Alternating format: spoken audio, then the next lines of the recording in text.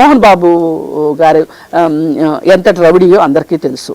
వాళ్ళ అమ్మాయిని ఆమె ఏమన్నది, నేను మోహన్ బాబు గారి అమ్మాయినని తెలిసి కూడా నన్ను ఇబ్బంది పెట్టారు అని చెప్పి మంచులక్ష్మి స్టేట్మెంట్ ఇచ్చింది. అలాగే వరలక్ష్మి శరత్ కుమార్ కూడా మా నాన్న అంత పెద్ద హీరో అయితే కూడా నాకు కూడా వేధింపులు తప్పలేదు అని ఆవిడ స్టేట్మెంట్ ఇచ్చింది.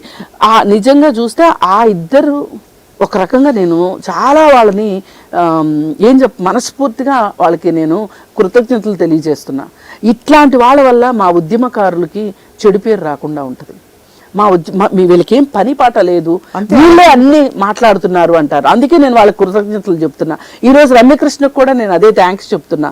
ఎందుకంటే ఈ ఉద్యమానికి ఒక రకంగా వీళ్ళ కంట్రిబ్యూషన్ ఇప్పుడు మేము చేస్తాము, కానీ వీళ్ళ మాటలు చాలా తోడ్పాటునిస్తాయి. వాళ్ళు కాబట్టి వాళ్ళకి ఇంకా వాళ్ళు చెప్తే అర్థమవుతుంది. వీళ్ళు పని పాట లేకుండా ఫెమినిస్ట్ మొహాలు వేసుకొని వచ్చి వీధులెంబడి పడి లేనిపోని అల్లరి చేస్తున్నారని మమ్మల్ని అనుకోకుండా మేము ఒక ప్రాబ్లమాటిక్ పర్సన్స్ లాగా క్రియేట్ కాకుండా ఉండాలి అంటే ఎంత ఎక్కువ మంది మాట్లాడితే అంత గొప్ప విషయం. ఇప్పుడు మీటూ ఉందండి. మీటూలో ఎంతమంది వచ్చి చేరారు? మీటూ ఇచ్చినప్పుడు, ఆ పిలుపు ఇచ్చినప్పుడు అది ఎంత గొప్ప పిలుపండి ఆ మీటూ అనేది. కానీ నిజానికి ఆ మీటూకి రావాల్సినంత స్పందన రాలేదంటాను. ఎవరి దగ్గర నుంచి? బాధితుల నుంచి కూడా రాలా.